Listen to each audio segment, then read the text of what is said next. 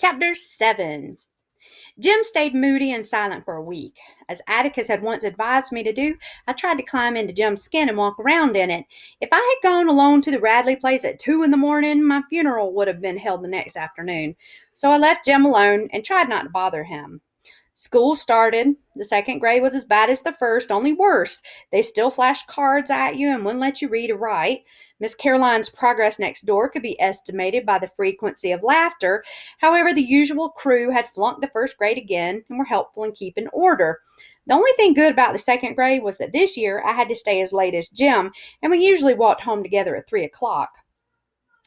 One afternoon when we were crossing the schoolyard toward home, Jim suddenly said, "There's something I didn't tell you." As this was his first complete sentence in several days, I encouraged him. "About what?"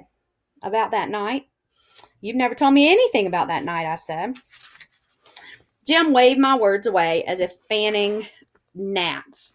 He was silent for a while. Then he said, "When I went back for my breeches, they were all in a tangle when I was getting out of them. I couldn't get them loose. When I went back," Jim took a deep breath.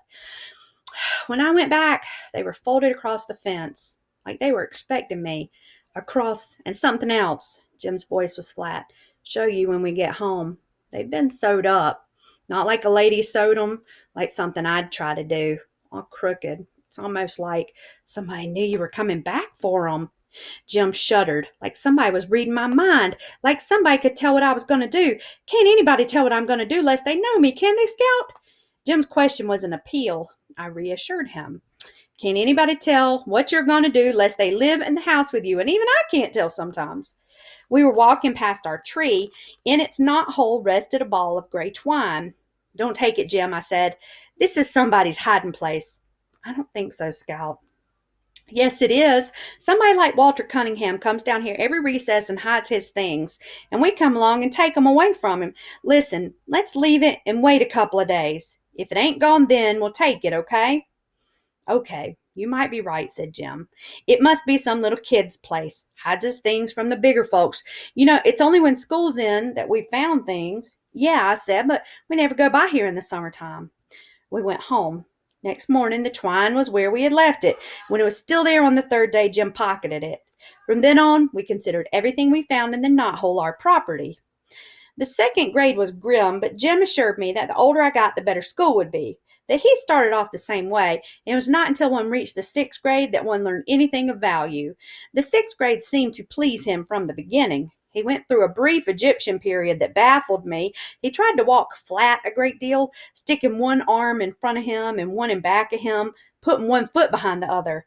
He declared Egyptians walked that way. I said if they did, I didn't see how they got anything done. But Jim said they accomplished more than Americans ever did. They invented toilet paper and perpetual embalming, and asked where would we be today if they hadn't. Atticus told me to delete the adjectives, and I'd have the facts. They invented paper and embalming. I don't know about toilet paper and perpetual embalming. I don't even know what perpetual embalming is. There are no clearly defined seasons in South Alabama. Summer drifts into autumn, and autumn is sometimes never followed by winter, but turns to a days-old spring that melts into summer again. That fall was a long one, hardly cool enough for a light jacket. Jim and I were trotting in our orbit one mild October afternoon when our knothole stopped us again. Something white was inside this time. Jim let me do the honors. I pulled out two small images carved in soap. One was the figure of a boy. The other wore a crude dress. Before I remembered that there was no such thing as hoodooing, I shrieked and threw them down. Jim snatched them up. "What's the matter with you?" he yelled. He rubbed the figures free of red dust. "These are good," he said. "I've never seen any of these good." He held them down to me. They were almost perfect miniatures of two children. The boy had on shorts, and a shock of soapy hair fell to his eyebrows. I looked up at Jim. A point of straight brown hair kicked downwards from his part. I had never noticed it before. Jim looked from the girl doll to me. The girl doll wore bangs. So did I. "These are us," he said. "Who did 'em, you reckon?" "Who do we know around here who whittles?" he asked. "Mr. Avery." "Mr. Avery just does like this. I mean carves." Mr. Avery averaged a stick of stove wood per week. He honed it down to a toothpick and chewed it. "There's old Miss Stephanie Crawford's sweetheart," I said. "He carves all right, but he lives down the country. When would he ever pay any attention to us?" Maybe he sits on the porch and looks at us instead of Miss Stephanie. If I was him, I would.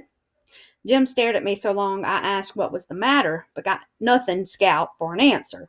When we went home, Jim put the dolls in his trunk.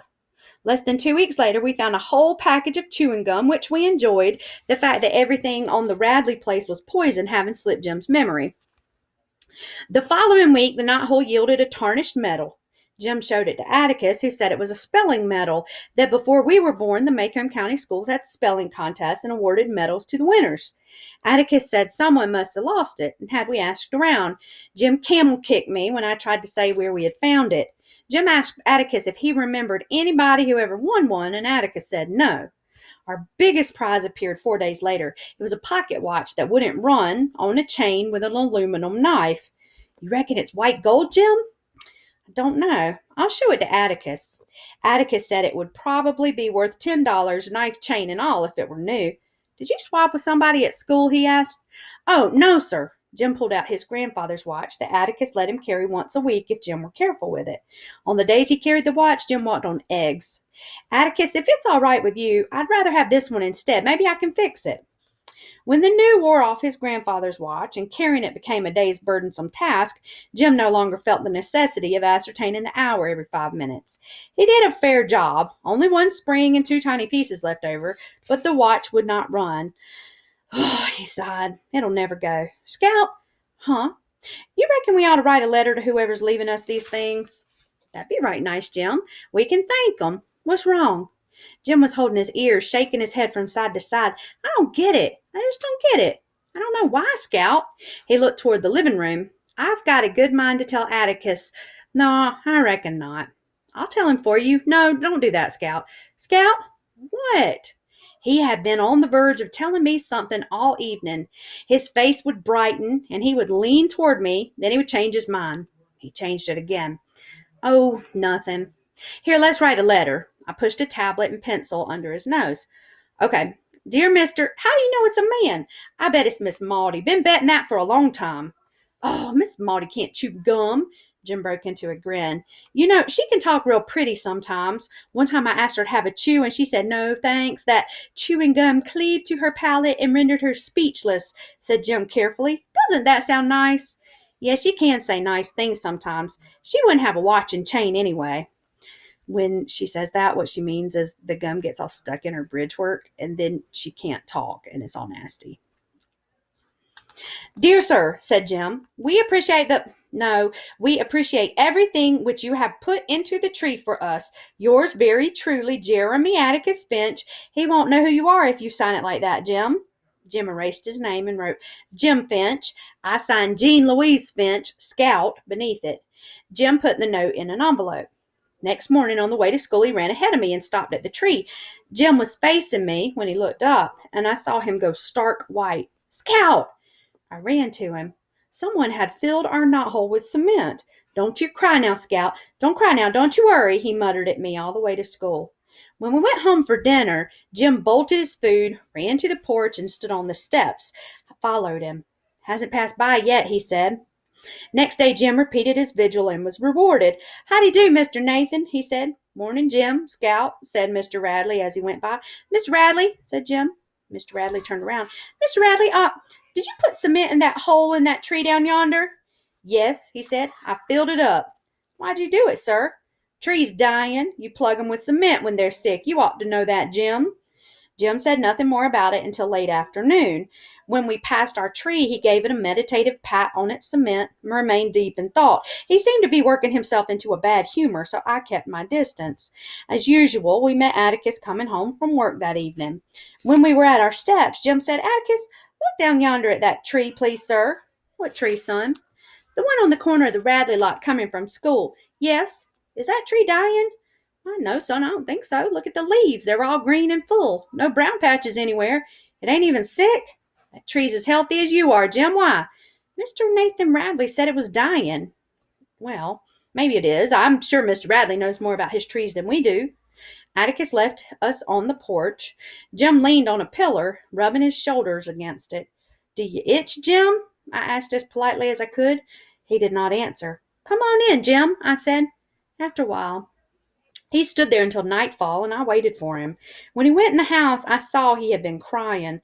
His face was dirty in the right places, but I thought it odd that I had not heard him. Wonder why Mr. Nathan fills in that hole. Wonder who's been putting that stuff in that hole. Who could it be?